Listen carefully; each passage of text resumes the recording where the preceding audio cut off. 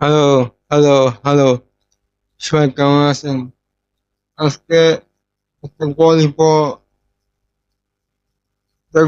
আনছি গোপাল ভাই।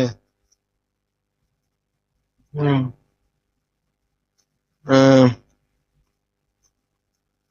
কৃষ্ণনগরে এক অঞ্চলে কৃপণ ধনী লোক বাস করত। হুম, করত। সে জীবনে কাউকে এক পয়সা দান করেনি বা কাউকে খাওয়ায়নি। একদিন গোপাল চান্স করলো সে যে ওই কৃপণের বাড়িতে গিয়ে পেট পুড়ে মিষ্টি খেয়ে আহ, খেয়ে আসবে। গোপাল একদিন দুপুরে সোজা চলে গেল সে কৃপণের বাড়ি।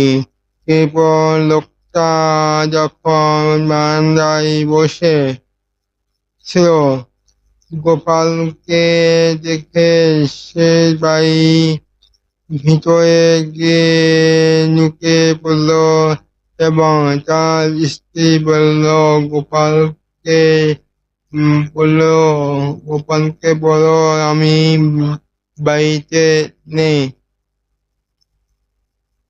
হ্যাঁ, বাড়িতে নেই।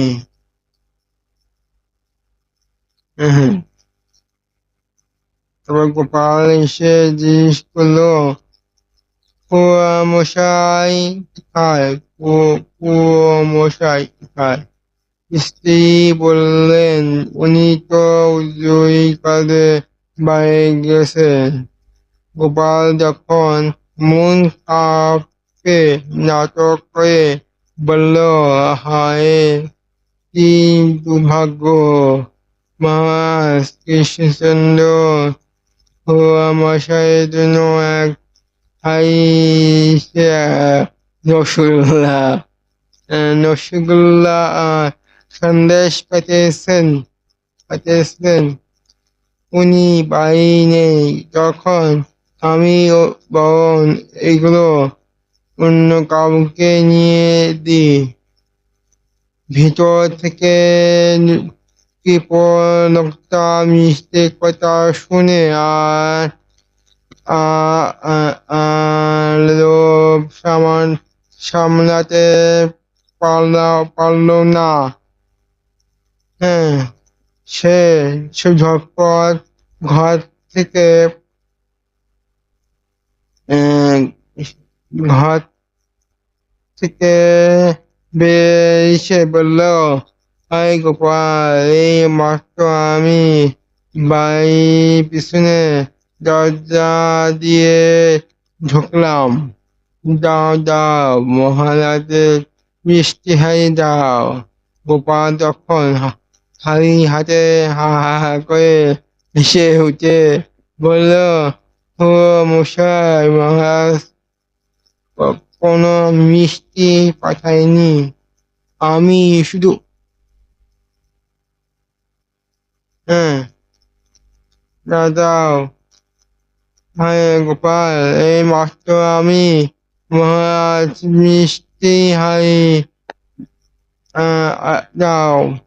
গোপাল তখন খালি হাতে হা হা করে হেসে বলল আহ বলল মশাই, মহারাজ কখনো কোনো মিষ্টি পাঠায়নি। আমি শুধু দেখতে চেয়েছিলাম আপনি বাড়িতে আছেন কিনা।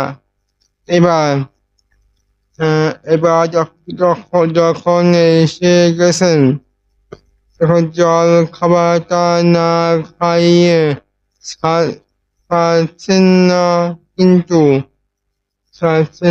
কিন্তু কৃপণ লোকটা নিজের